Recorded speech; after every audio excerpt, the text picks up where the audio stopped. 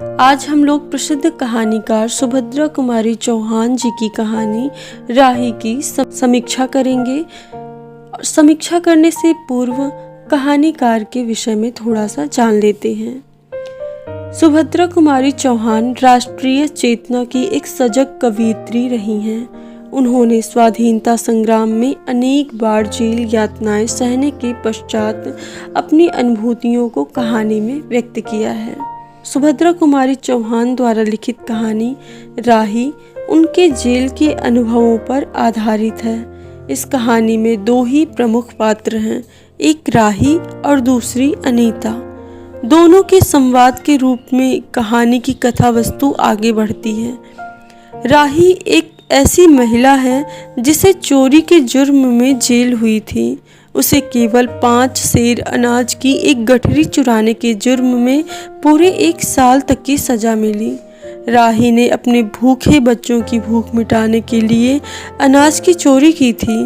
वह महिला मंगरोरी जाति से संबंध रखती थी, जिन्हें समाज में कोई काम धंधा करने की अनुमति नहीं थी। उन्हें केवल भीख मांगकर ही पेट को भरना होता था और यदि भीख ना मिले तो चोरी करनी पड़ती थी। उन पर पुलिस वाले भी अनावश्यक रूप से अत्याचार करते थे। दूसरी ओर अनीता, जो स्वाधीनता आंदोलन में जेल आई थी, लेकिन उसे वहां भी परिवार की उच्च स्थिति के कारण B क्लास से A क्लास में भेज दिया गया और जेल में भी जीवन की सुख सुविधाएं समग्र रूप में उपलब्ध थीं। कहानी में अनीता के स्वप्न के रूप में मंगरोरी जाति के कल्याण का रास्ता बताया गया है कि गांव में लघु उद्योगों के माध्यम से इन्हें आत्मनिर्भर बनाया जा सकता है। लेखिका कहानी के माध्यम से यह कहना चाहती है कि वास्तव में भारत देश का कल्याण तभी संभव है जब यहाँ की जनता आत्मनिर्भर बने। गरीबी व भुखमरी जैसे अभिशाप समाज से समूल नष्ट हो जाएं और देश में कम से कम भोजन व वस्त्र की उपलब्धता सभी को समान रूप से मिले।